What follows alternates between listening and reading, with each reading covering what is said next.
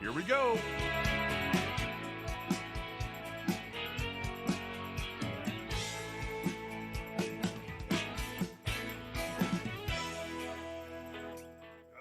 Radio. FM 96.1 AM 1170. The answer. Attention, California residents. Gun laws are changing across the country. The recent SCOTUS ruling affirms your right to carry a concealed firearm. So now, more than ever, it's critical you know your California gun laws. That's why the U.S. Concealed Carry Association exists, to help keep responsible Americans up to date with education and training. Visit uscca.com/GOR to learn more about California gun laws and getting your concealed carry permit. That's uscca.com/GOR for the most up-to-date California gun laws. Act now. What's up, everybody? We got a full house, Dave. Yeah, I know. We got Action Jackson. Alicia, how are you? Pretty well. Your last review, you just helped me set up the new ear protection. Yes, we did. And so far, I love it. Good. Oh, did you get them already? I got them. So far, I love it. They hook up to my phone. It's like magic. Like magic. So I'm going to be able to drive around in my Jeep listening to music. Instead of you don't look silly with your cans on. I probably still look silly, but at least I'll look, my ears will look smaller. There you go. Well, Not that's much smaller. extremely important. That's right. All right. Well, And Mary Davis, did you meet Mary yet, Dave? No, I didn't. We were playing musical chairs. Well, Mary, we're going to talk to Mary a little bit later in the show about something amazing that she's doing. Okay, cool. In the local political realm, but she's going to accompany us throughout her little journey here. Yeah. This is the art of radio when people come in and I have no idea what we're doing. But that's the beauty of it all. I love it. It's absolutely the best. So we had two shooting socials this weekend. We had one yesterday and we had one this morning. Wow. Yeah, we taught like 30 people this weekend. Still got ammo? Still got ammo, most of which had never shot before. Yesterday morning was like a dozen at Discount Gun Mart, and man, it was really, really awesome. So many smiles. I absolutely love seeing people who are nervous about shooting. They've never done it before. Maybe they shot once 10 years ago or whatever. And by the end, they're all smiles. They love it. You know, the mentors are having fun. The mentors, of course, are members of San Diego County Gun Owners. And they come down and they teach people how to shoot. Give them a first-time shooting experience. You don't have to be, you don't have to be a professional. It's just a matter of showing people how to use their firearm. And it was amazing, Alicia. I know that's part of your job is teaching new people, and I know you know how rewarding it is. Absolutely. You know, I don't know if you remember seeing me there, but I've met her there as well. Oh, did you? Yeah. Oh, cool. You did a great job. Thanks. Memorable. Yeah, very memorable. Which one was it? Do you remember which? Was it at PWG? It was. Yeah. Okay, so that was probably our Guns N' Moses. It was. Okay, cool. Mm-hmm. And this morning was Guns N' Moses, and it's just really rewarding. So this morning, most of the people, we had close to 20 people, close to 20 students. This morning, maybe a third of the students were older teenagers of people that had already gone through the program. So the parents went through the program, loved it, and then brought their kids. Passing down through the generations. Love it. Yeah, it was very, very cool. So yeah, it was a great weekend, Dave. So you had a good crowd? Had a great crowd. So everybody, if you've ever taught somebody how to shoot, if you have any kind of familiarity with your firearm, if you really, really want to get better at shooting even, sign up to be a mentor. You don't have to be, this is not professional instruction. You're just giving somebody a first-time shooting experience. We line up the students. We handle all the logistics. All you do is show up with your 9mm and your eye and ear protection. Alicia, we made it pretty easy, didn't we, to mentor? Absolutely. Yeah. So you got a shirt. You got a free shirt. Exactly. It's worth the free shirt. So we'll get you all hooked up. You'll have a lot of fun. We do all the hard part. You just do the fun part. And just go to our website, whether you're in Inland Empire, Orange, or San Diego, go to the volunteer section of our website and you can sign up too. Because you do shooting socials all over the place. So yeah, to find the one closest to you, where's the best place to go? If you're in San Diego, go to the San Diego website. If you're in Orange, go to Orange. If you're in Riverside or San Bernardino, go to the Inland Empire. Put your zip code in and no, just go to the volunteer section. It lists all the shooting socials we do. Tells you exactly where it is. Location. Yeah, we do 3 in San Diego. One's at the Gun Range San Diego, one's at Poway, and one's at Discount Gun Mart. And then we do them all over Orange, do them all over Riverside and San Bernardino. Okay. Yeah. Gotcha. Okay. So everybody wants to know about SB 918. Have you heard of SB 918 yet, Alicia? Yes. You know which one that one is? It's the one where they're heavily restricting where CCW holders can carry. Heavily restricting. I haven't seen panic like this in 6-7 years. And you know, there's reason to be concerned. It's a really bad bill. It essentially makes so many places prohibited to carry that there's no place left to carry. So it essentially, even if you have a CCW, there's going to be almost nowhere you can really legally carry.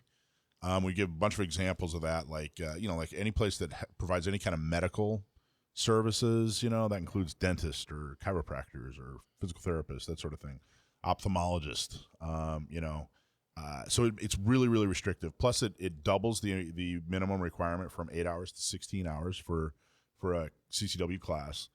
And then it's a couple other things. It is bad. It's really bad. It's going to really mess up CCW unless we, of course, fight it, get the injunction, overturn it. But it's not a reason to panic, folks. It's not a reason to panic. I'm seeing people that have been around for years. This is just how it is in California. We got to keep fighting. We got to keep fighting back. I think we're going to win more than we're going to lose from here on out, especially with the Bruen decision. Will you let us know when it's time to panic? I'll let you know when it's time to panic. Okay. We'll rely on you. If it's time to panic, I'll call you from Arizona and let you know to go ahead. You can't go to Arizona. It's too hot in Arizona for you. It's not a time to panic. No. It really isn't. We are far more organized than we've ever been. We're far better funded than we've ever been. We have this Bruen decision, which we never had before. We have to continue to fund the organizations that do lawsuits, that get people elected, and that's, all the RPACs, San Diego County Gun Owners, Orange County Gun Owners, Inland Empire Gun Owners. That's Gun Owners of California, Gun Owners of America, NRA, CRPA, and especially Firearms Policy Coalition. We're real big fans of Firearms Policy Coalition. Get in the fight. Send them a check. Give us your time. It is not time to panic. But if it's probably SB 918 if it passes, it'll pass within the next 2 weeks. It'll be effective immediately. It looks like, most likely. A lot of these bills, once they're passed, they don't actually go into effect until January 1st. This one, they're trying to set it up so that it's in effect immediately. And then, there are a bunch of attorneys lined up waiting to get an injunction, and then it's going to go through the court process. And then I think we're going to win. I think that there are probably pieces of this thing that might stand. I think we might end up with having to take 2 days, 2 8-hour courses to get your CCW. It's already required in Orange County. Orange County, you guys are already used to taking 16 hours. I don't think they're going to find that unconstitutional. But the overall idea of making every place a sensitive place, that's not going to stand. It just isn't going to stand, everybody. This is what we've been fighting for. This is why we have a case like Bruen. It's why we have activist organizations like San Diego County Gun Owners. So no panicking, Dave. I'm waiting for you, brother. It's a no panic zone, everybody. I like that. But when people ask, well, hey, what do you do? First off, honestly, I think in general, gun folks should pay a little less attention to bills. There's nothing you can do. You can learn every single nuance in and outs of every bill. They change throughout the session, and it doesn't have a positive effect on anything. No. Take that time and energy that you put into reading all these bills and go to a city council meeting or volunteer. Come talk to, volunteer at the, at our tabletops, at our shooting schools. Do something effective. Exactly. Effective accidents. Effective activism. That's what we're good at. And don't. Michael. Keeping freedom alive for the next generation, Cheryl Todd from Gun Freedom Radio is joining us next. All right, but hey, if you have legal matters that involve firearms, then you need to call California firearms lawyer John Dillon. If you have questions about red flag laws, gun registration, gun transportation, or maybe you need to know that your guns are California compliant, call our trusted firearms attorney, John Dillon. John Dillon specializes in California gun laws. Call 760-642-7150, or you can visit his website at dillonlawgp.com. All right, our next guest is from Gun Freedom Radio. Cheryl Todd, how are you? I am great, and even better because you have invited me to join you on Gun Owners Radio. Thank you so much for having me. Yes, ma'am. It's a pleasure. It's an honor having you here. So tell everybody about Gun Freedom Radio. Well, I love that you are pronouncing it correctly, right? Because it is emphasis on Gun Freedom Radio, and you got it just right. So it is an interview-based podcast. We started several years ago on terrestrial radio, and through the years, we've gone through several iterations, and now we're self-published. We are a podcast style, and we are interview-based. We have each show features one particular guest, and we always have a tremendous lineup. I'm sitting here looking at Dr. John Lott's page as I'm speaking, Alan Gottlieb, lots of wonderful people who have come on. Those are big names. Right, to be our experts in a particular area, right? Like, John Lott, I was joking with him last time I had him on that we wanted to ask him about, where's the best place to conceal carry? And he just kind of, he just laughed. He's like, yeah, that's not my thing. And, that's the point is, we have people on to talk specifically about their area so that it is a rich library of information that we're building. And it's truly a blessing. My husband and I are co-hosts. We've been doing it for, I don't even know now, 7 years or so. And it really just kind of started because we got tired of hearing, we started not long after Obama became president. And we got tired of hearing him and all of the parrots on the news media, in air quotes, really define us incorrectly. Yeah. And we wanted to tell our own story. I know that feeling. Somebody asked me during the Trump administration, they asked how I thought about Trump. And I said, what I like about Trump? I like the fact that if anything goes wrong, he doesn't go on, public TV, national TV, and blame it on me. He doesn't blame it on me, the gun owner. Whereas under Obama, especially, any kind of tragedy was dumped in my lap. I'm a sane, trained, law-abiding gun owner. I'm a pillar of society. I'm a really great guy. Ask anybody. And but not according. You notice all the quietness. Did you see how quiet it got in the studio? But according to Obama, all these tragedies were my fault. Right. He laid them at my feet. Well, this administration too. And so what you're saying is, defining yourself and not letting them, define who we are. I can totally relate to that. I can totally relate. I'm so glad you did start your show. Cheryl, where are you based at? We are in, you might as well say Phoenix, Arizona. Okay. I heard you guys saying something about Arizona just before the break. A little bit west of Phoenix in a town called Avondale. So if you're on your way on the 10 to California to see you guys, we're right there. Try doing a gun show in California. You talk about bobbing and weaving and tap dancing. Let me tell you. Well, I got to tell you, Arizona, you guys are, you have a senator who is the head of an anti-gun organization, right? I don't know how that happened because, our elections are super secure and everything. So well, that's the other thing. Clearly, Arizonans wanted Mark Kelly, husband of Gabby Giffords, who head up the Giffords organization, anti-gun organization. Surely we really wanted that guy, but whatever, move on.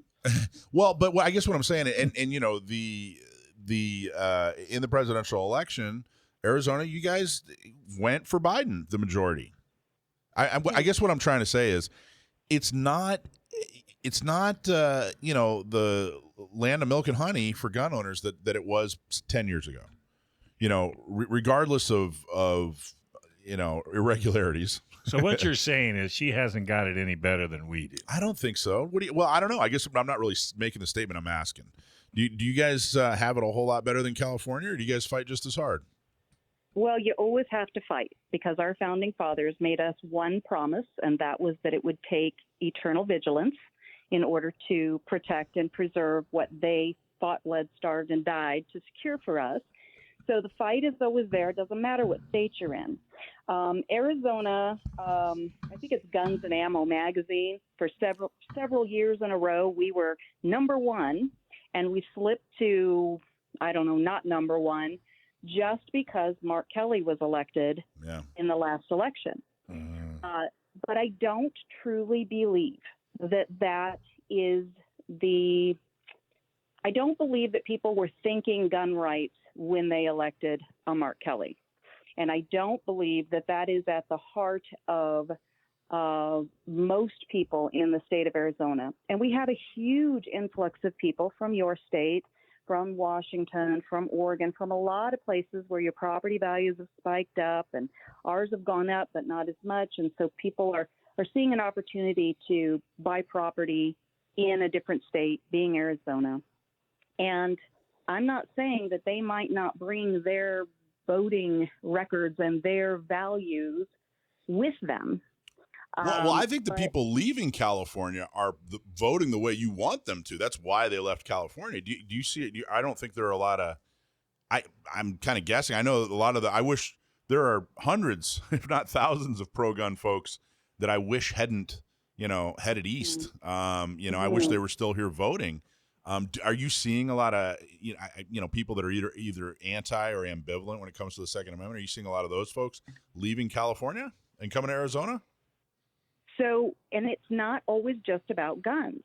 And so that's the tricky part, is they might come as a gun-toting, gun-loving person and love that Arizona has stayed so free with our gun rights. And that is in huge part to the Arizona Citizens Defense League, of which I'm the vice president of. Nice. But the work that we've been doing, we are the watchmen on the wall and the guard dogs in the legislature every year. So they might be coming over and liking that, but then they might have these other social issues that cause them to lean and vote more socially liberal. And so it's really a mixed bag. It's rare when you find somebody that is a one-issue, major issue voter, understanding how important their firearms rights, their gun rights, their Second Amendment rights are, and voting accordingly. I agree there. It's messages that I get out there. Really, truly, that one of the main purposes, or one of the reason that San Diego County gun owners and Orange County gun owners, Inland Empire gun owners exists is because the gun vote, it was always someone's third or fourth or fifth priority. They'd vote for whatever the political issue du jour was. That's what was important. It was never guns. It was always, way down the list, so the reason we put these organizations together is to push that priority up the, the priority list. I totally agree with it, and I have seen exactly what you're saying. What about your other senator? You have another senator who I would say is, is she adversarial towards gun rights? Is she supportive, or is she just kind of neutral? So she is a little bit of a conundrum because she doesn't always strictly vote her party line, right? So she's Democrat as well. Yeah. And so a lot of the people that I work with in the legislature, they like her. They have worked well with her. They rarely will say a negative word about her. She's never going to run out front and wave our 2A flag. Right. But I think she has a greater respect for the Constitution. I think she's a little more maybe independent-minded, like a libertarian maybe minded, than she is strictly liberal Democrat. And so we do appreciate her on several issues. And I'd have 10 of her over one Mark Kelly, I'll tell you that. But we would prefer, of course, somebody that's not just got an R, emblazoned on their chest with their cape waving behind them, Mr. GOP or Mrs. GOP, but somebody who truly is a constitutionalist. I could care less whatever letter you ascribe to, DRLI. I could care less.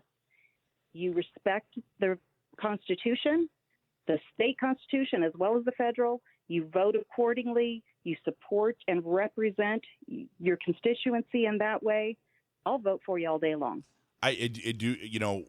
I have like our endorsement questionnaires and our endorsement process. We don't even ask if you're a Republican or a Democrat. We don't care. Right. It's completely meaningless. Neither party really stands for anything. Amen. They're just trying to get elected. So, I don't know if that's an insult or not an insult, but it's a reality. I'm not trying to hurt anybody's feelings. I'm just describing the field that I got to play on. So. Well, exactly. And right now, everybody's predicting this red wave, right? This Republican wave. Okay, fine, whatever.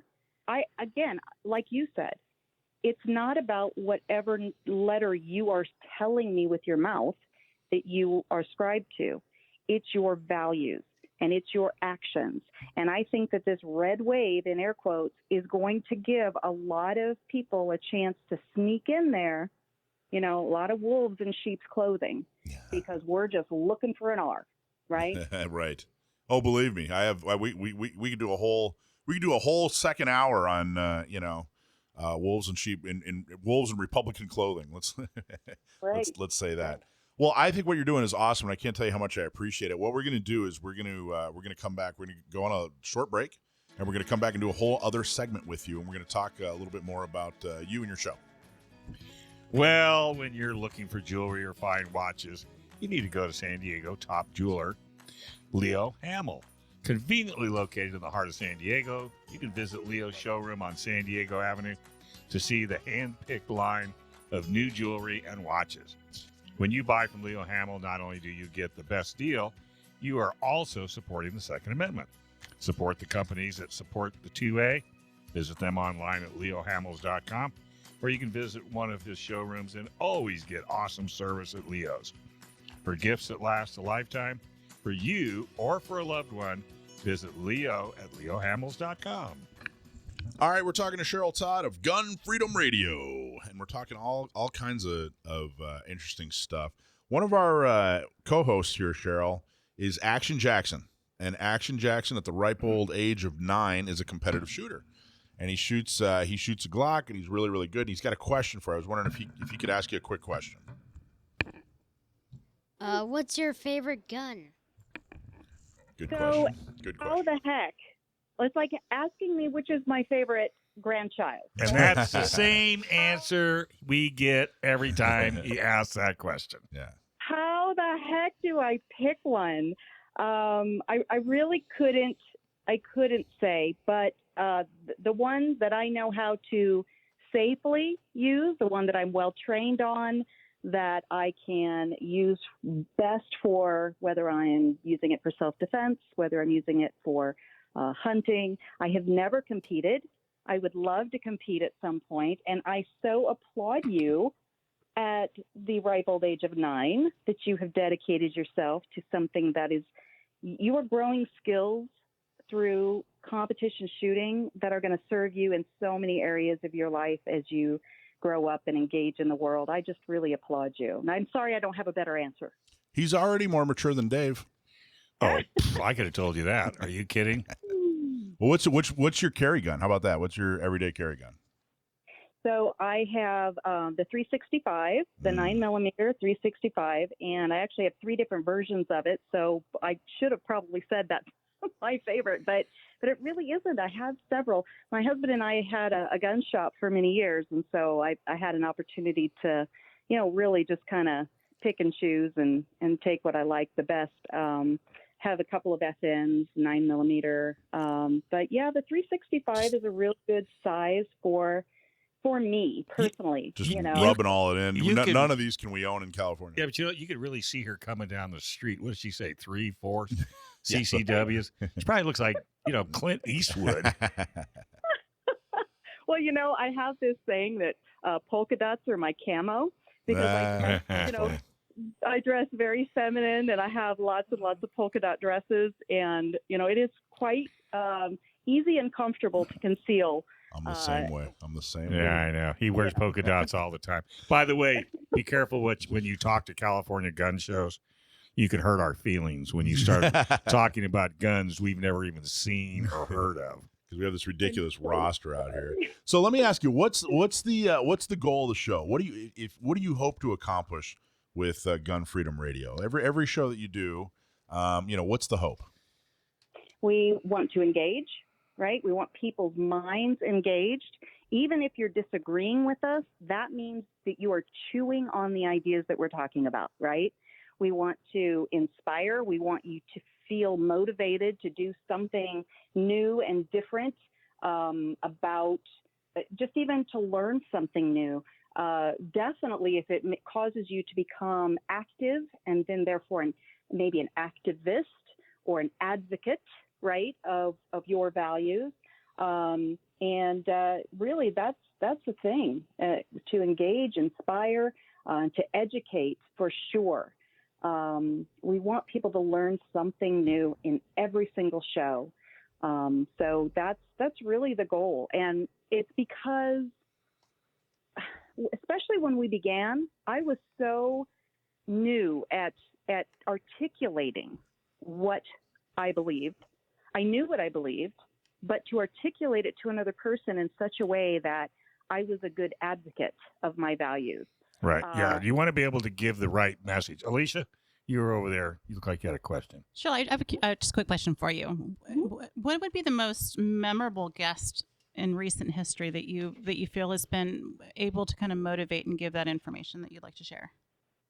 Well, I love that question. Thank you for that. And it's actually a local young lady who I met at our annual Second Amendment rally. We hold a rally on our Arizona State Capitol lawn every year. And she is actually the second vice president of the Libertarian Party, something along those lines. Her name is Lauren Snyder.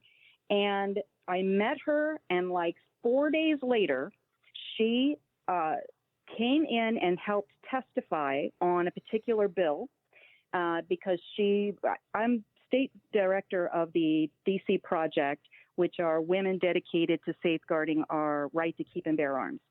So she joined the DC Project. She showed up, never having testified before, testified like a rock star. And one of our legislators, a Democrat legislator, decided to denigrate her on the floor and said, basically it was about concealed carry in public buildings, public spaces. And he said, if you're so afraid that you have to carry a gun in a public space in some of these, what do they call them? Special spaces. I forget the phrase. Then sensitive. Sensitive. Yeah. Thank you. Then you should just stay home. Oh, jeez. Did she unload on him? She was so beautifully controlled, but she's standing there having walked to the podium with her cane and held up her cane and said, I am other abled and I don't have the liberty of just running away. And she just did such a beautiful job.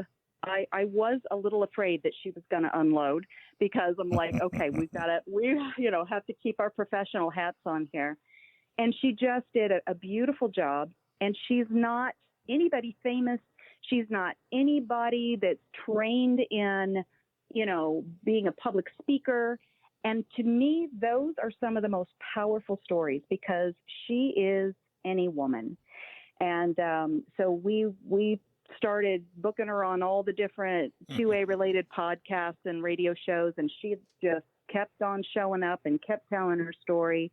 And it was so powerful. I'm just so proud of her. And she's going to be one of our speakers at our annual meeting for the AZCDL this year. That's awesome. Now, how did you personally get it? Why are guns important to you? Well, I mean, if we can't protect our one and only God-given life, then with whatever tool we think is the most effective for us, then I'm not quite sure what we're doing with our lives. But how did you come to that conclusion? Like, what was going on in your life that you came to that conclusion? I've just always been raised in a household that had that mindset, that we value other people's lives as well as our own. And, we understand where our property lines are. figuratively speaking and literally speaking. And it was never like a big revelation. It just kind of always was who we were.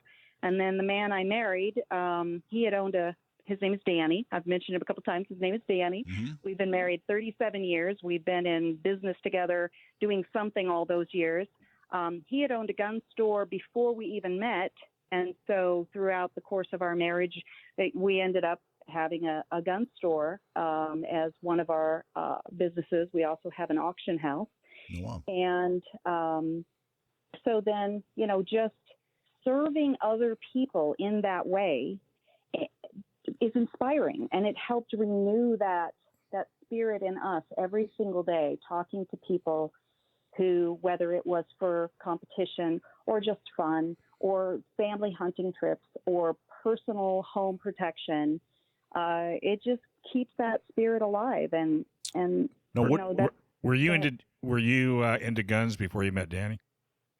Not like into guns. I don't even think I would say I'm into guns now. I am into my constitutional rights and teaching about them and inspiring others. The tool is just a tool, right? But I certainly know more about the tools than I did when I was, young and growing up, and they were just kind of in the house, Well, that's awesome. What do you think the country's going to look like now that we have the Bruen decision?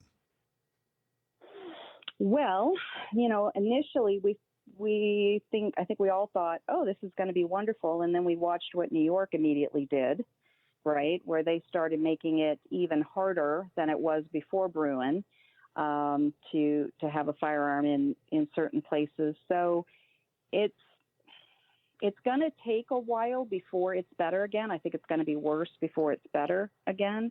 But overall, it is the right decision.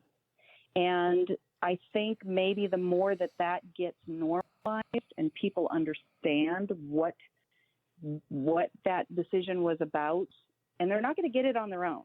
That's going to take people like you messaging, people like me messaging, to help people understand that a decision like Bruen, the other side wants to say that we took rights away from them somehow. I know. What? Yeah. No, we're reclaiming rights that were enshrined already in our founding documents. And so we've got to start moving that line back in that direction. And Bruen took us a big leap that way. But, as I said, places like New York, they just love their tyranny, I guess. So how could you take away their rights when they're their rights? I mean, they have just as much of a right to not own a gun as to own a gun. Hello. I know, crazy. Well, and that's I've heard it explained that one of the reasons it's really, really hard, everyone relates to the term liberty. Everybody values liberty, but it's really, really hard to make an argument or a point based on liberty, because liberty because it means everything, ends up meaning nothing. So you and I want the liberty to be able to go outside and carry a firearm for protection. They want the liberty to go outside and not have you out there with a firearm being carried for protection.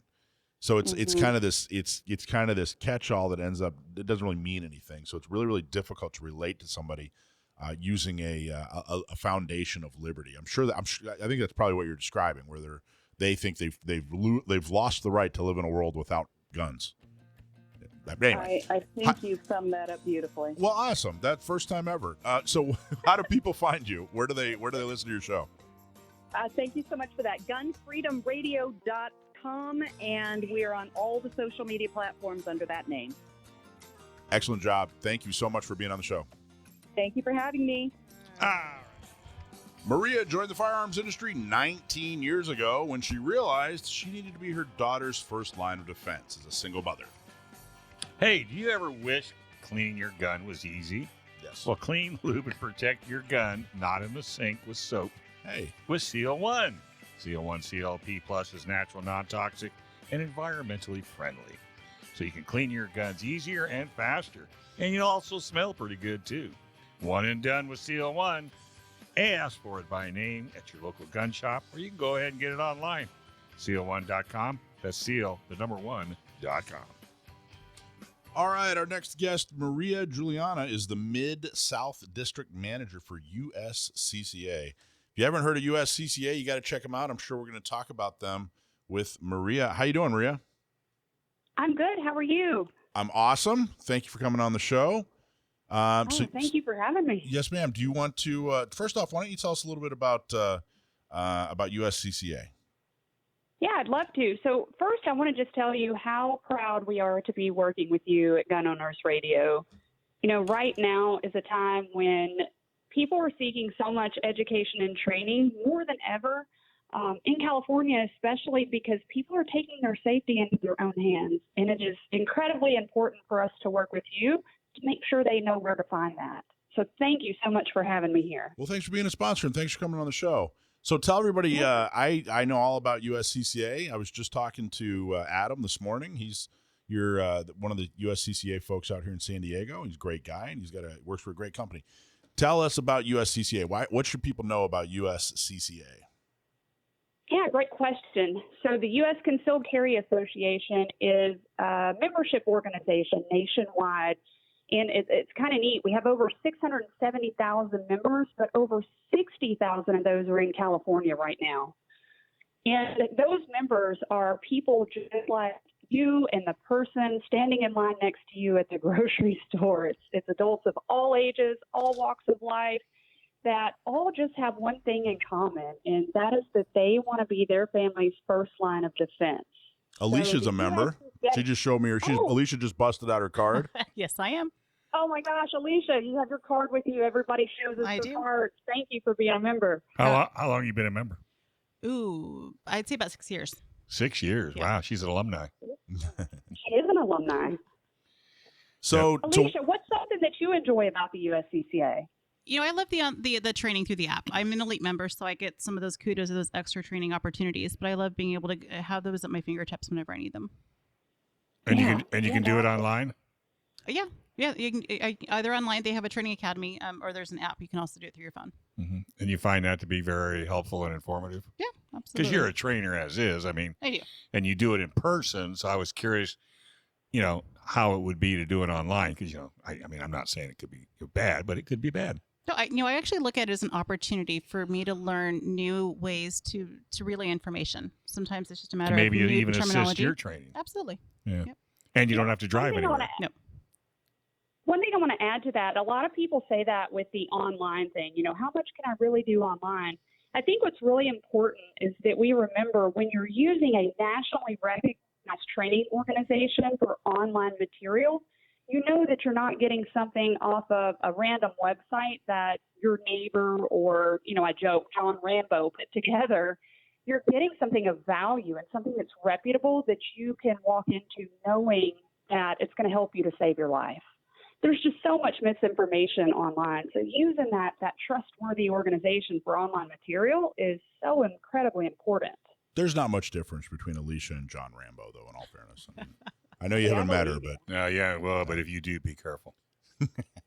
I'll tell you, women typically shoot better than men at the first time they shoot. And we joke and say it's because we listen more. I don't know if that's true or not, but they do shoot better. It is so true, I can't tell you. Very true. So what got you into shooting? How did you get into to firearms? You said 19 years ago, so I'm assuming you have a 19 or a 20-year-old daughter. I do, and it's kind of a funny story. So we grew up with no guns in the home that I knew about. My mom just wasn't into them. To this day, she's really not into guns at all.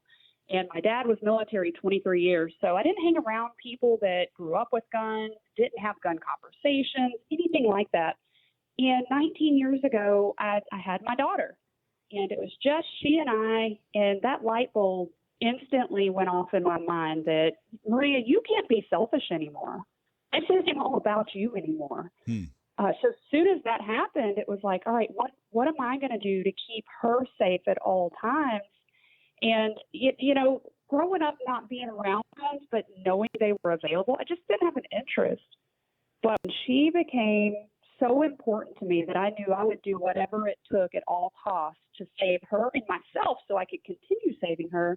I knew it was time to start learning. And so that's exactly what I did is I started seeking out classes and training. Became an instructor 12 years ago because it became a hobby and it became so much fun, getting more and more confident over time. So grew up with nothing, and as soon as I had her, it just made sense that you've got to do everything in your power to protect this baby. Now a 19-year-old. But Yeah, that's amazing. What a beautiful story. Is she still that important to you, or teenage years kind of faded? And it goes back and forth, but I'm going to say yes overall. All right, good. That's the right answer. What That's a good. thing to say. That's awesome. So, how did you? What was your first? What was your first? Not your first step, but at what point, did you think, okay, you know what? I'm a part of a community now. I'm a part of a subculture in America. When was it clear that there was a kind of a gun owner subculture in America, and you were a part of it?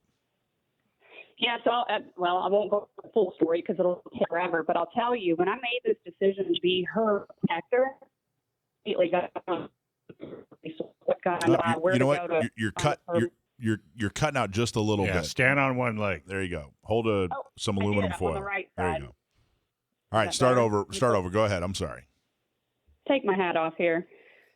So when I first started this journey, realizing that I needed to be her protector, I went to Google and I Googled what gun should I buy and where do I go to get a permit and, how do I learn about it? And holy crap, we all know Google is so subjective, right? Mm-hmm. Ask somebody what their favorite gun is. You'll get 50 million different answers and reasons why. But once I finally got into the education side of it and started learning and realized I'm just like the next person, that's when it really sank in with me, I think. I realized that the gun culture and community isn't what we stereotypically think about it. It's just average, everyday people that have that one thing in common. And that's honestly what kept me going and kept me working more and more on my training was I'm around people just like me. I'm just a normal, everyday person. And it grew and grew because of how unique everyone was. That's really cool. That's awesome. And how did the relationship with you? How did you find USCCA? How long have you been affiliated with them? Yeah, another great question. So about 4 years ago, I actually started working with Delta Defense, the service provider for the USCCA. And I was standing outside of a range, kind of funny, standing outside of a range. I've been teaching 12 years now, and I was looking for the next step to that. I've been teaching for a little bit. What's my next step? And I found this job with Delta Defense as an account executive. So I started doing that, which was going to handgun permit classes and talking to these classes about the importance of education and training. And then from there, it just grew and grew, and I became the district manager for the Mid-South. So I can't tell you what an incredible organization that Delta Defense and an incredible membership the USCCA is. The people, the culture, it's just all people of all different walks of life, of all backgrounds that come together for one reason, and that's to protect ourselves. And where are you looking? Where are you out of? I'm in Nashville, Tennessee. I was going to say, I thought I heard just a little bit of a little accent there. A little twang. It's not that bad, is it? No. So how is it? Funny enough. Go ahead. I'm sorry. Well, my dad's from New York and my mom's from Arkansas. So think about that for a second. Jeez. My brother lives in Huntington Beach, California. And once in a while we'll call and they'll say, oh, I want to hear that Southern accent. And I thought, you have not heard Southern accent until you actually live here. Yeah, and he's got a California accent. Yeah. Well, actually, I grew up in North Florida, which was basically lower Alabama. And then I left for a couple of decades and went back and reconnected with some friends. And I didn't remember that they all had Southern accents. So while I was a kid, I didn't realize I was surrounded by these Southern accents. And then I didn't really notice it until I went back, after living in other places. It's kind of funny. Don't we call that Flabama? Flabama, yeah. Technically, so the little town I was in, they refer to it as the Redneck Riviera because it's where all Alabama and Georgia and Tennessee and everybody goes to vacation. John Rich has a whiskey out called that. Redneck Riviera? Yeah. Yeah, well. Just not throw that out there. Yeah, he's got a place here in Nashville called Redneck Riviera, actually. So everybody's moving to Tennessee. Have you been to Tennessee? I haven't been, but it's super friendly to guns, huh? It's just super friendly. It's just super friendly. It's a great town. Definitely a friendly place. It is. Absolutely. And if you're a gun owner, you're in a safe place in Tennessee. You guys respect the Second Amendment out there? We do. We try more and more to get a little bit more respect, but overall it is a pretty firearm-friendly place. Yeah, well, the Californians are coming, so be ready. Have you noticed an influx of Californians? Oh, my gosh. We joke about that probably for the last 2 years. Every time you run into someone and say, where are you from? California is one of the first places that they say they're from. All you got to do is check the menu. When you start seeing sushi, avocado toast, and yogurt, you know they're here. You know they're here. That's the truth. Or they ask to hold the cheese sauce. Oh, that's right. Those guys are big on cheese sauces. You'd be in heaven. So we're gonna go to keep her. Yeah, we're gonna keep her. All right, folks. A lot of companies are so frustrated with their websites. Frustrated. That's what I said. Yeah. Frustrated. Frustrated. Yeah. Yeah, frustrated. There's no R. Just frustrated. No, there's no R in there. Do you see an R in there? No. I like that. Oh, if I know that's going to bug you. It frustrates me. It frustrates. Well, guess what? They don't like their websites. It looks old, it's out of date, and it's very frustrating. Sage Tree gets it. Since 2005, Sage Tree has been helping companies with websites that look great, work great, and get leads. Stop being frustrated by your website and get one that you're proud to share. Contact Sage Tree today to get a website that makes that phone ring. Getting started is easy. Call 866-726-9100, 866-728-9100, and they'll fix your website today. All right, we're talking to Maria Juliana from USCCA. Maria, what frustrates you about the current state of affairs when it comes to guns in the United States? I think the most frustrating part right now is, I'm following some of the bills that are currently up, and all of these different bans and regulations that are coming out. That gets so incredibly frustrating simply because I think it's fair to say we all agree that it's a person's natural born right to self-defense, but it's a constitutional right to use a firearm to do it, regardless of what type of tool, firearm we choose. It's our right to do so. So all of these bans and regulations and things are what really get me frustrated because I just can't understand the concept behind it because we're not regulating what, quote, the bad guy uses. That's probably my biggest frustration right now.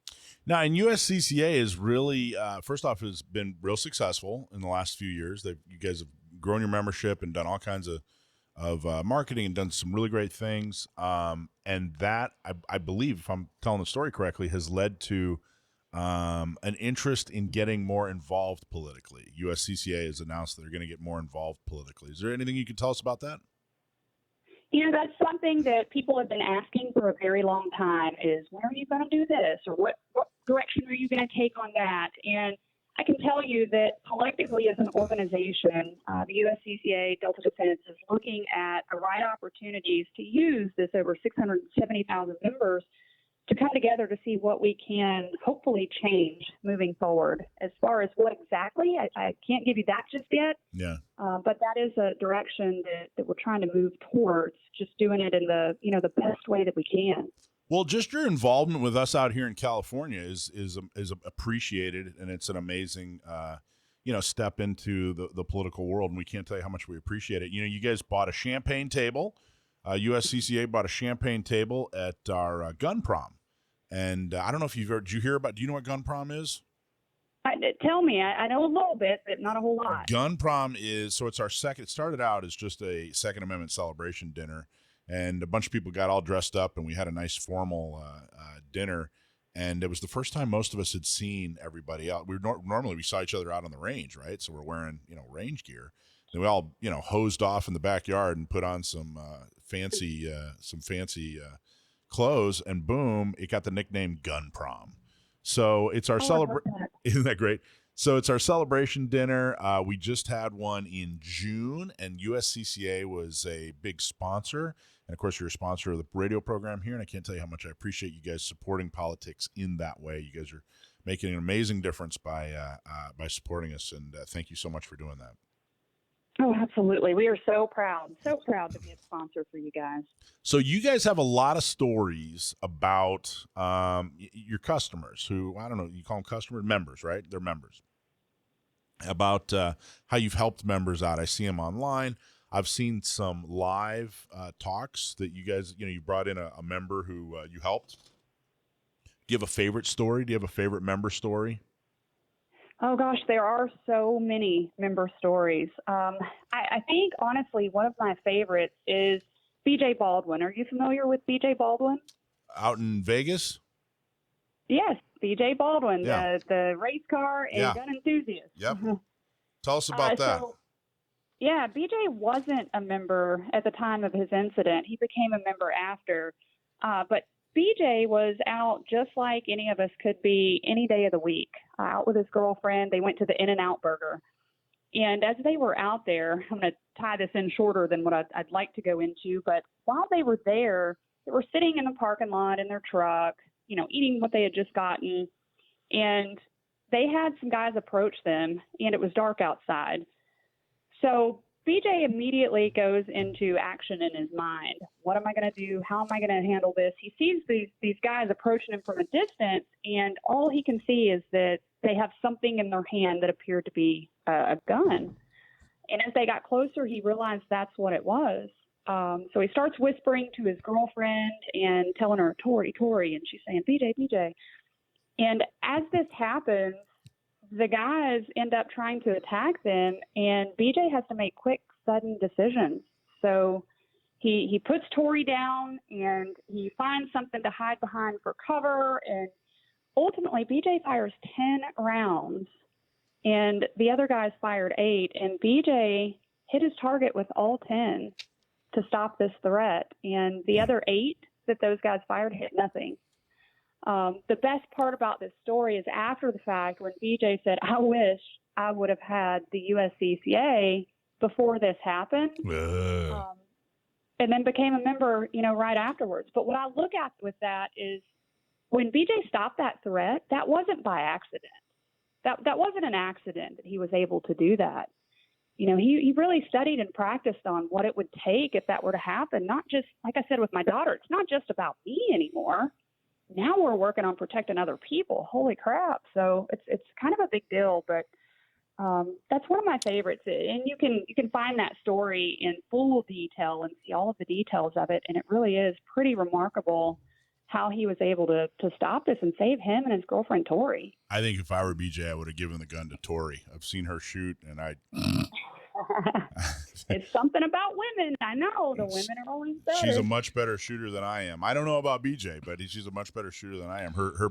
Tori is a competitive shooter. She's been a competitive shooter. Sounds like BJ did just fine. Did just fine, I guess. Yeah. So you learned from her, maybe. He didn't waste any ammo. So you're pretty involved in getting women to shoot as well, right? Don't you lead a women's or a ladies shooting group? I do. Out here in the Nashville area, we do a ladies group twice a month. That group consists of a free class for an hour. We do different topics each month, and then we go on to the range for an hour after that. And the best part is it's all women of all ages, of all skill levels. We just did an AR-15 class, this last one. It's coming up again this Tuesday. So it's introducing women to all types of different topics around firearms so that they can get more comfortable in a group of people just like them.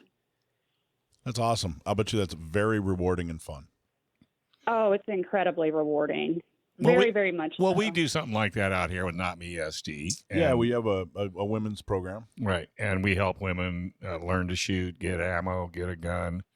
Yeah. And we don't charge, and we've done over 600, closing in on 600. 600. We assign them to an ambassador who's a trained volunteer, and she helps her again buy a gun, get training, get a CCW. Those are the three things. And it's hands-on. It's not just information on a website. We're very, very proud of our program. It's and the very majority of the ladies that take the class end up being ambassadors. A lot of them do, and that's the cool part. Yeah, it's like cool. a fraternity. I think that so great. the face of gun ownership is changing drastically in this country, wouldn't you say? It is. In fact, the National Shooting Sports Foundation did a survey for 2021, and over 33% of new gun buyers were female. And when you think about that, that's 1 in 3. That's One crazy. in 3 women purchasing at the counter, or 1 in 3 people were women. It's pretty awesome. I mean, I have to say. Hey, you're gonna have to come out to our gun prom, and you don't have to wear a prom dress. Oh, I'm wearing a prom dress if I come. Wear a tiara too. Yeah. Oh, yeah. You got to wear a tiara. That's what Michael does. Yeah. Hey, it was got it. awesome chatting with you. We look forward to talking to you down the road. Yeah, thank you so much for having me. All right. Hey, did you know we have a world-class flight training school right here in San Diego? Pilots can fly almost every single day. We're close to the ocean, the desert, the mountains, the international border. That's why San Diego is one of the best places to learn how to fly in the world. Learn to fly in San Diego right at Montgomery Field. Getting started is super easy. Call 858-569-1822. Learn to fly with SDFTI. You can call them today at 858-569-1822. So, Dave, we have a really cool guest in the studio. I know. Even if it is 86. 86 degrees in the studio? Yeah, it's at least 86 degrees At least. in the studio. We got Mary Davis. Eventually we'll find the technology to cool the room down, Yeah. I'm sure. It's called Write a Check. Mary Davis, thank you so much for joining us. Thank you very much. I'm pleased to be here. I consider myself an accidental activist. I'm sorry. An accidental you could pull it. activist. You could pull All the way. an This is my accidental first. activist. What was the accident? Yeah. Oh, it's that little thing called COVID. Yeah. So I started out when I saw things that just didn't really make sense. And at first, we'll admit COVID was a little scary. Like we kind of didn't know where we were going. And I attend church, and so then they told us, well, okay, you can't go to church, but you can buy liquor and a lotto ticket. Kind of scratched my head. Oh, and you could go to a topless bar. Oh, and then Yeah, it don't was forget you that. can't sing in church, but you can get a lap dance when the strippers won their suit, right? That's right. And then really where they lost me was when the businesses started to open, maybe 6 months into it, and they said, oh no, a hot dog does not count as a meal at a bar, but it's good enough for your kid in school. And at that point, I said, Enough. I'm done. So I started researching groups, and I work with Reopen San Diego, and I got very involved with them. Amy and Reichart, right? Amy Reichart, 4th Yeah. District, going to Yeehaw. support her. Yeah. Endorsed by San Diego County gun owners. She's a dynamo, and she is the real deal. And that's why I really got involved, because she's very authentic and from the heart, and she doesn't do anything or ask anything that she is not willing to do herself. True. So I'm a big supporter. But then so I started getting involved in going to the Board of Supervisors meeting, and because they kind of control the purse strings for the county, and as the federal dollars flow, and I just saw a lot of things there that were very inconsistent. Yeah, and that's You're putting it. so polite. My husband's the other half of it. But anyway, so Well, they control the purse strings, but they also the health department, absolutely. which is why they had so much power during COVID. That's exactly right. They had the power of controlling our life, and then I just saw inconsistencies. And so the more I go, every time, the more I see. And at first, I will be the person that I was like, tyrant, bodily autonomy, and it's all on deaf ears. And then you got to kind of be strategic and know where to hit and everything. And so that's where I was going with that. And How long have you been doing that? I crept into it. And that's another thing. So about too. 3 years, probably. No, not even. I mean, because my mom was ill, and then she ended up passing away, and so Mhm. now I pretty much devote myself full time to this. But yeah, He doesn't get to eat anymore. He has it's to do his frozen own- food for has him. to do his own laundry. Yeah.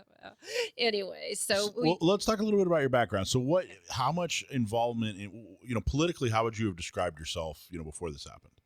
I've always voted. I think it's Mhm. very important, and I was a self-professed Democrat when I was young, Mhm. and then as I got older and I saw things like confiscation of property and rights and wanting to shift things.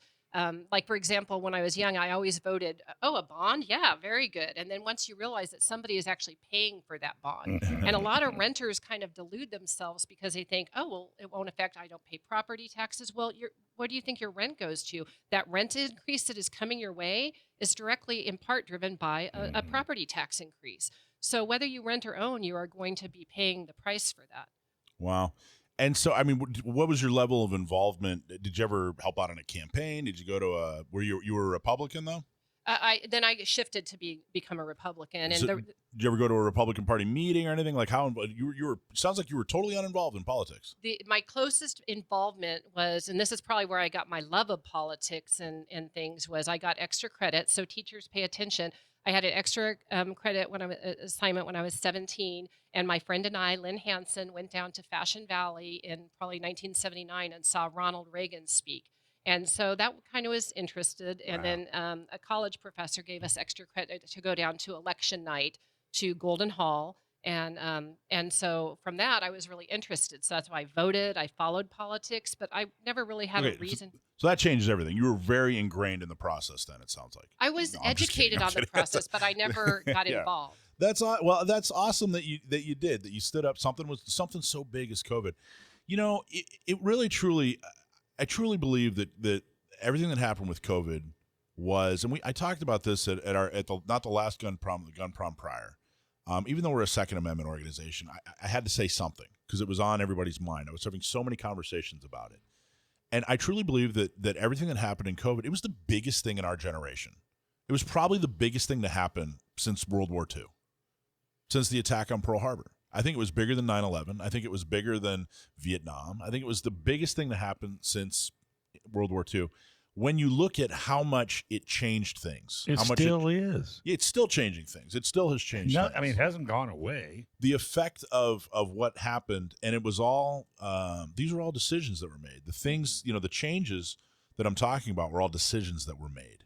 Right. You know? And that's my issue. Whenever people will say, oh, COVID, I'm like, no, let's be very clear. It was not COVID. It was the government's response to COVID. Right. So let's clearly put blame and responsibility where it lies, because there were many options. And you can look at Florida and California and freedoms and businesses.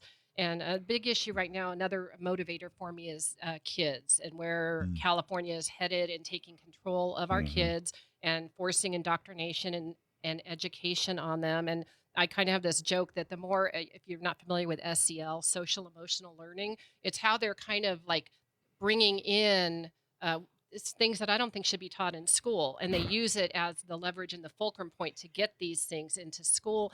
And the irony is the more social and SEL that's being taught in schools, the worse the mental health and emotional well-being of our kids seem to go. So, I mean, if you look at even guns and kids, I mean, there were people that would go to school with a rifle and they would have gun training, in the 40s and 50s. And now it's like they've gotten to be so imprinted with fear that, and that's my biggest thing, is that COVID was another opportunity that we imprinted our kids with fear. Do you think parents are going to fall in line for masking again? Absolutely not. I follow LA, and they had a big revolt. Ferrer up there, I think she's a version of Wilma Wooten, but she was this close to imposing a mask mandate, and it was very interesting to see they got activated and motivated, and those mama bears do not want to mess. Even in LA, the mama bears are fierce. Right. Well, mama bears are everywhere. Yep. You poke one, you poke them all. Yeah, so I agree with you. I just don't think, it's shame on me the first time, shame on you the second time. Absolutely right. Because we didn't know in the beginning, so everybody had to trust the CDC and look at Walensky. She comes right out and says, "Yeah, we sure screwed that up." But you still have a job. Well, it was it's such an interesting. People have very selective memories. It was the Trump administration who said, "All right, this thing's serious." Meanwhile, we had Pelosi and Nathan Fletcher who were blowing this thing off, saying, this is just, there's footage of Nathan Fletcher saying, hey, this is just some infection in Wuhan. This has nothing to do with California. Right.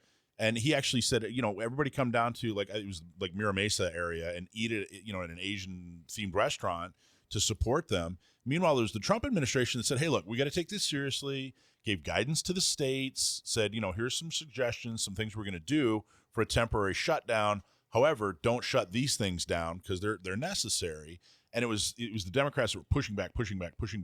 And then like a month later, it was the total opposite. They just flipped, and it was the Trump administration saying, all right, we need to start to kind of, come out of this. And Democrats flipped out, and he said, all right, fine. I'm pushing it all back on the states, and half the states opened up, and the other half, not even half. Right. Most of the other states opened up. A few of the other states didn't. This whole thing was so ridiculous. I really, truly believe that this should be a litmus test. If you're an elected official and you're looking to get reelected this year, this should be how you behaved during COVID. Should absolutely be a test on whether or not you get to keep your job. And I got to tell you, I think most failed. I think most failed that test. It's easier to count the ones that passed. It's way easier. Way easier. Absolutely. And, voters have short memories. And even I now know. people will, like my mother died needlessly alone in a nursing home. See? She'd been in the hospital just a few days before where I was allowed to stay with her 24/7. So it was a very subjective rule. I was already there gowned up. So that, this voter doesn't forget. And I hope the rest of you will wake up and not forget either. I'm Well, sorry we have to to hear keep. about your Yeah, loss. I am too. Very much so. How old was she? She was 91. Yeah. But She had a good life. She had a good life and she was healthy, but she shouldn't have died alone. No. And I won't forget. And that's the key.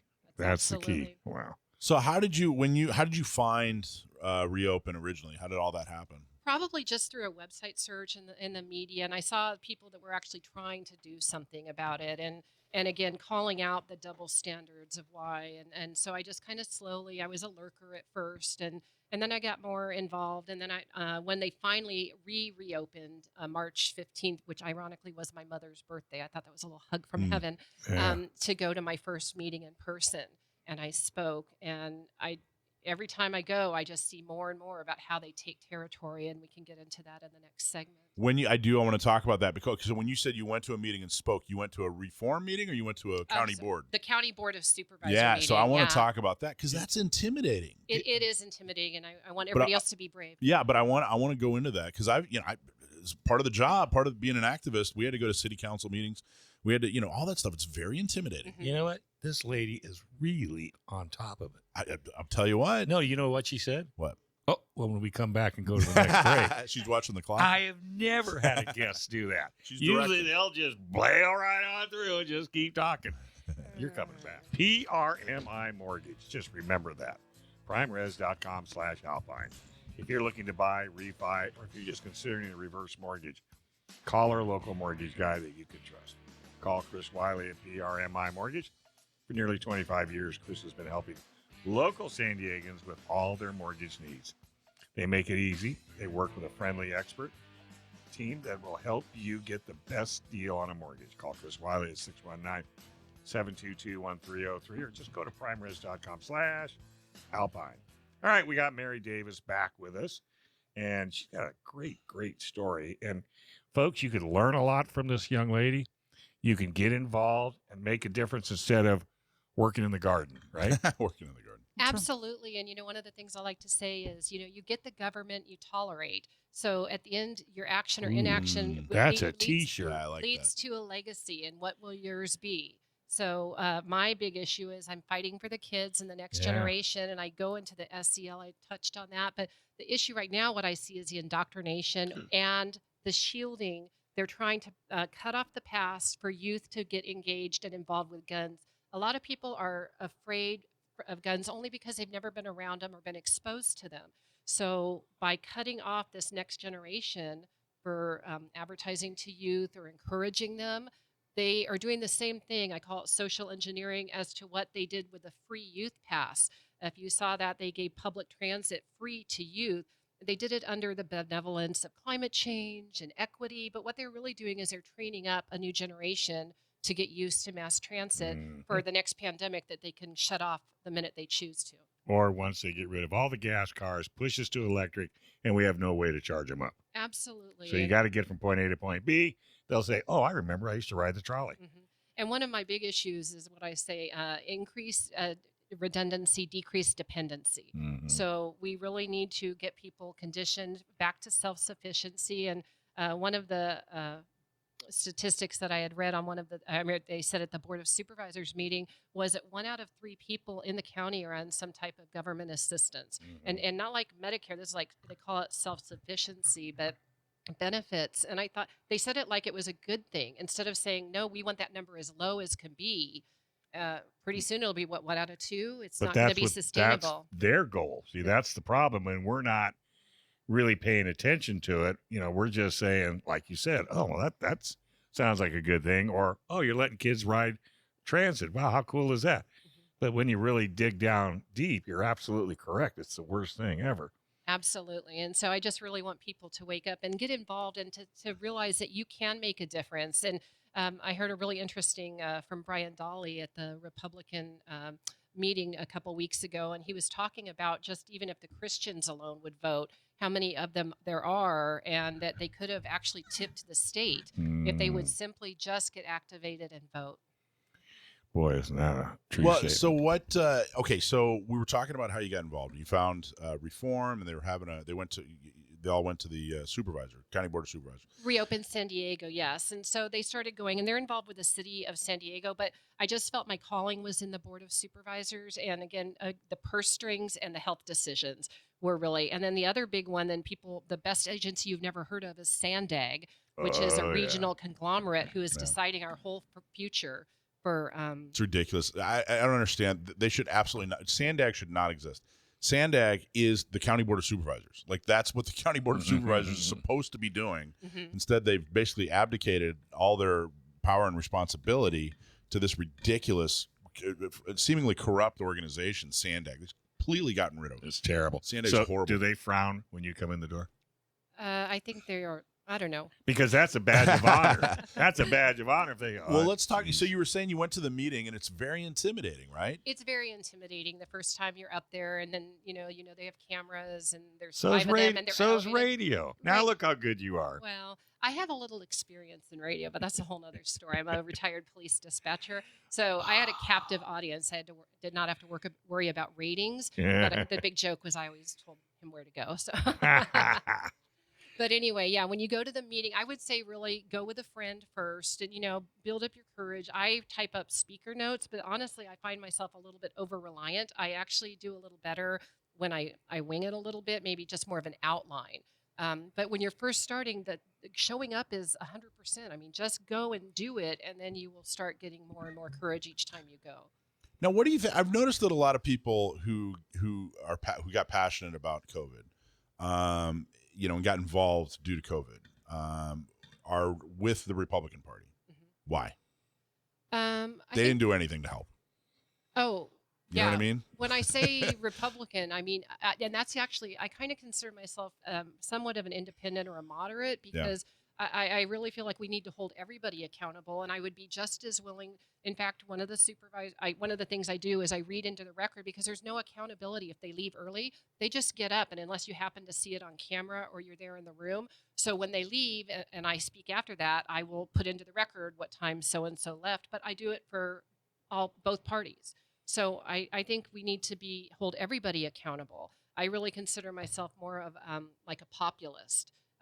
For the people, if you look at the county organizational chart, the people are on top, but somehow our politicians have forgotten that or don't care. It's interesting. So where are we at with this in particular, with COVID and the county? Is it all over? Oh, it's the gift that keeps on giving. I mean, because they don't want to let go of the emergency. Every time I say it's time to give back the keys to the COVID castle, but they don't because of course the ARPA and that's the American Relief Plan Act. And they make a lot of money. They make a lot of money. They just spent 1.1. The last meeting, August 16th, they did almost 1.1 million for vaccination encouragement for kids. And they're coming after the kids and the demographic least susceptible to COVID. It's just insane. So now it's monkeypox. So yeah, do you think how big of an issue is COVID and what happened during COVID in this November election that you've noticed? I think COVID is starting to fade because it's unsustainable. I mean, as the virus attenuates, it becomes more transmissible, less lethal, and even the CDC. Well, when the CDC kind of starts coming around, that the narrative and the house of cards is collapsing. Right. So at this point, then, it was monkeypox is the next scary thing. And also I find very interesting is a wastewater collection. Now you're hearing out of New York with polio. And they know parents are going to take polio seriously. yeah. My brother-in-law had polio, and he was, legally blind. He walked with a limp. He was one of the lucky ones, not an iron lung. Mm-hmm. So it's something to take seriously, but it's also something that we can combat, and we just need an informed response that puts real science, not political science, at the driving factor. Well, they're striking while the iron's hot. Absolutely. It's on to the next new scary And thing. they were probably saying, polio would be a great one. Mm-hmm. I wouldn't even doubt if they didn't taint the water. Taint the water, and then also I wonder, they have focus groups, right? Yeah. what can we get? What as can the we do next next? thing? Yeah. COVID doesn't get a response anymore. I think people are tired of hearing about it. Monkeypox didn't get the rise that they wanted. They had to come up with something. Yep. Now they're trying to change where monkeypox originated, just like they wanted to change where COVID originated, because that's not working. We got to come up with something better than that. I agree with you 100%. What about you, Smiley? I heard that they wanted to actually, there was a big debate. It was a big issue on renaming monkeypox because the gorilla community was very offended. The zoo, felt like they were being the guys attacked, at the zoo had a frankly. fit. So They were throwing feces. I honestly believe that there was a lot of sincere, interest, and I think there was a lot of sincerity on both sides. I just think that I think there was a very, very different perspective on how to handle it, and I think that it's extremely fair to say that the response was way too much. Well, way overboard. I think if it hadn't have gone political, if it would have stayed medical, I think we would have been better off. But the minute it flipped to political, left against the right, that's what ruined it. So that's the consequences, because they went so overboard, and I would say power was abused. The consequences, a loss of trust. So when something else does come up, they'll never believe it. Yeah, it's. Would you? Well, I don't believe anything, Dave. That's true. You don't. I don't believe anything that any politician ever says to me. Yeah, and absolutely. So natural immunity was another tipping point, right? It's always been recognized. Even what everybody wants to talk, I think it's the Johnson case, in the early 1900s, about smallpox immunization. What they never bothered to tell you was that you didn't have to be immunized if you had natural immunity. Even back in the early 1900s, they recognized natural immunity. So don't talk out of both sides of your mouth. If you want to say the vaccination's important, then so is natural immunity, just like 100 years ago when it was recognized. Right. Yeah, see, that's it. There's just there's an agenda, and there's no honesty. However they can get to that agenda, because they just think we're stupid. Absolutely. They drive it. And so one of the things I want to leave you guys with some tips just to do this. A big issue is redirect the vocabulary. It's one of the ways they shape the narrative. And ghost guns, it really, every time I hear it, just on the chalkboard, okay? Don't fall into it. Don't accept it. Right. Right? Okay, and then reclaim the narrative. When they start shifting or labeling something misinformation, push back. Look at how much they spewed out in 2021 that has now been found to be, they're the ones that perpetuate the misinformation. And you don't even have to say what it is, because everything was misinformation, and it was all they're doing. Right. Can't transmit, Yep. Ooh. Yeah. Awkward. Ooh. Yep. Sort of. But I feel much better that I have it. But, I'm not dying. Well, there's people out there that are getting. My last co-host got COVID. She was sick for a couple of days, and she's fine. Yeah, and that the whole thing about, it would have been worse if I didn't. It's called an unfalsifiable argument. Well, it's of course. like a logical fallacy. It can't be disproved. If I'd have married somebody else, I'd be filthy rich. What That's the truth. What was the most surprising thing you learned through this whole thing? What was one thing where you were like, oh my gosh? So Still being surprised. I saw a Jordan Peterson, Joe Rogan video, and it was just a minute clip, and I encourage everybody to look it up. But he talked about how they take territory, and it's just incrementally, a little bit at a time. And once I saw that, then I went, and that was probably, I saw that in April, and I went to, and now every meeting I go to, I see. So one of the ways they do it, agenda creep. They make an agenda, like let's look at item 15 on the day that they churned it from manufacturers to sellers, distributors, and marketers. They went in with one, we're going to address manufacturers, and then they went beyond We're that. actually going to go into detail. I'm going to have you. We're going to talk to you in the Yes. next segment as well, and I want you to go into detail about that because it's very, very interesting. But keep going. Okay, I was just going to say, so that agenda creep is one. Trojan horse, the local CDA ordinance, which was supposedly for the elimination of discrimination against women, except what they did is they presented it as UN version, and we'll talk about more. I'm not going to be very happy when I leave here tonight. Oh, you're always happy, man. I know, that's true. All right. You're in a little GTI out there today. Yeah, that thing kicks butt. That's got to make you happy. Six-speed manual, Little 30 miles per GTI. gallon. Yeah, that thing hauls freight. Right. Well, attention, California residents. Gun laws are changing across the county. The recent SCOTUS ruling affirms your right to carry a concealed firearm. So now, more than ever, it's critical you know your California gun laws. That's why the U.S. Concealed Carry Association exists, to help keep responsible Americans up to date with education and training. Visit uscca.com/GOR to learn more about the California gun laws and getting your concealed carry permit. That's uscca.com/GOR for the most up-to-date California gun law information. Act now. So you were actually, Mary, were you in the room, or were you watching when they passed the county passed the we want to sue manufacturers? Yes, thing? And actually, I had a prepared speech to talk about it because he did it right at the last minute before they allowed public comment, right before the vote. And I addressed it in my public comment. I said, Nathan, you're doing it again. you're taking it farther than what was in the stated agenda. And so the Brown Act actually requires them to post the agenda 72 hours in advance for regular meetings. And then they have to, it's normally 20 words, but it has to be, the COVID item can be up to 100 or 110 words.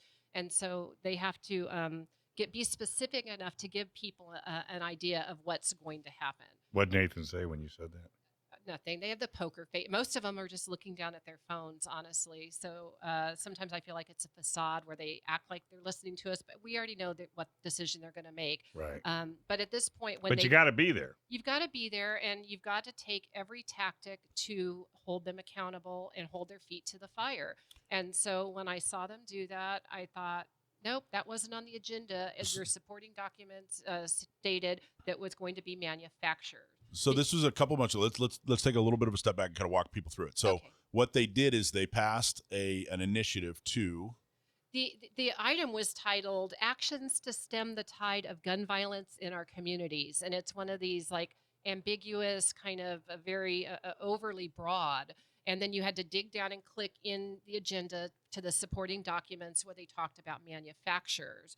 And then it was during the meeting, all of a sudden, like a vinyl record, like, oh, we're going to make a friendly amendment to throw in distributors, markers, and sellers, which was beyond the scope of what had been posted on the agenda. Yeah, which was, so he went on this whole media tour where he talked about, and they'd call us and say, hey, what do you guys think about it? And we weighed in on it. And they went on, they did a press conference, they went on a media tour, and they talked about, hey, all we want to do is go after manufacturers who are, who are selling guns to criminals or whatever. They kind of softened it, so they told the story to the public, and then at the last second in the meeting, they added not just gun manufacturers, but basically gun shops too, and their distributors. Added that at the very last second. Now that's not, that's substantial. It's very substantial, and it's part of one of the tactics. So one was agenda creep, where they add the last minute. They also do the Trojan horse, where I call it a dog pill and a marshmallow, or my less kind name is turd and a taco. So where they hide something and camouflage it, right? So they start out, oh, well, man, sellers, okay, but then they just keep adding to it. So, and then they dilute our voices. For example, another thing they did was they wanted to rein in hate speech. A man called Wilma Wooten a very derogatory, pejorative name, and so they revised rules, but then it went a step further and they took away clapping. So they took away clapping. You're not allowed to clap in chambers. But let me snap. Can we snap? Let me clarify it. You can chat. The first part, 45 minutes, is proclamations where you can openly clap for the things they want you to clap for. When it comes to the public speaking, then we're not allowed to clap. He gavels us quiet all the time. And I'm actually researching videos, and I've talked to a lawyer that I am pursuing, exploring at this point. But and that's awesome. So, but the Brown Act, which basically it's rules. It's rules for how you can conduct a meeting. The most common is what you have to do in order to present some kind of regulation or initiative or whatever. Which you're explaining. You have to put it out a certain amount of time, et cetera, et cetera. It has to do with elected officials being able to talk to each other about certain things that unless it's in public. I mean, this is a real law. Mm-hmm. And they broke it by changing substantially this initiative that they passed. I feel there was a violation, but then it's how. So I sent a cure and correct letter in July. Mm-hmm. You have 30 days to do that, and then either they don't respond or they can take it. So, for example, in October, when they did the vaccine mandate for new hires, somebody had sent a letter, and they ended up doing the cure and correct, and they had to revote on that at the meeting afterwards. So that's what I was hoping for with this, but they've taken the ignore tactic at that point. And so at this point, then I have a choice. I can sue them or I can move on to the First Amendment. So I'm not sure that there's enough juice in the squeeze to pursue a lawsuit for this. I feel like there's a lot better case with the clapping because it's so subjective and so that they allow it at the part of the meeting they want. You've talked to an attorney? Perhaps. Okay. All right. We'll have to talk because I might have an attorney for you. Maybe it might be the same attorney. Yeah, but the issue is, and I had seen an article from Ian Pryor, if you're not familiar with him, he was deeply involved with Loudoun County and all the school nonsense going there with the bathroom assaults and the cover-up. And the issue is, he said that one of the tactics that citizens now used to be afraid to take on, but no longer are, is lawfare. Because when you point out a problem to the government and you tell them that it needs to be fixed and they ignore you, people used to think twice. Now I think a lot more people are willing to engage. And there are a lot more places, like, say, the First Amendment Coalition that helped me with my Brown Act letter. They have resources, and they were great. So citizens are educated and informed, and they are no longer afraid to take on the tyrants. We are at the top of the organizational chart. And I think that's awesome. And it's not, Wow. You're a very bright and motivated person. But I'm you're not a millionaire. You know what I mean? You didn't spend a lifetime in politics. You don't have some special skills. You're just somebody that said, hey, She was a police dispatcher. Right, but I'm just saying. She got lots of money. What I'm saying is I think that people, they think this is all too complicated. It's too hard. They don't know where to start. And I think you're a perfect example of just a concerned citizen who said, hey, you know what? This country, this county is just as much mine as it is everybody else's. Absolutely. And, here's the thing. The internet is a great equalizer when it comes to education. You don't need to go to Harvard and Yale, and you probably don't want your kid to do that now. The way they'll be turned and indoctrinated. So, learn and research. That's what I did, is I just started looking at the rights and what my available tools were. And then, because we have this feeling of helplessness, we'll have to move from California to make it better. No. We're going to fight for California. That's right. And enough of us are going to wake up and do this, and you can do it too. George Washington isn't famous because he fled Virginia. Right. And one of the things that is, I don't know how close we are to closing here, but keep going. We got you. Okay. We'll manage the clock. You'll talk. hear music. I wrote a beginner's guide to civic engagement Go and for activism. It. Okay. Step one. Step one. Well, I'm going to show up my little. There's a QR code if anybody wants to see it. But I end it by saying Concord or the couch. And what I mean by that is there are days where I certainly don't want to get involved. I have better things to do than go to a meeting. But what I think about is back in Concord and Lexington, there was a Minuteman sitting there by the fire having a warm bowl of stew, and a knock came at the door. And he had a choice. There he was by the fire, boots off, feet up. He could turn for the second bowl, or he could answer the call. He could choose comfort over cause. And so at this point, we need to choose cause. This is our Concord and Lexington, and we need to answer the call. Did you ever think you'd be doing this? No, and it's a shame that I have to, but I'm doing it so the next generation won't have to. And what did you say at the very beginning about the price? The price, well, you get the government you tolerate. You get the government you tolerate. What's the quote? The ever vigilance, right?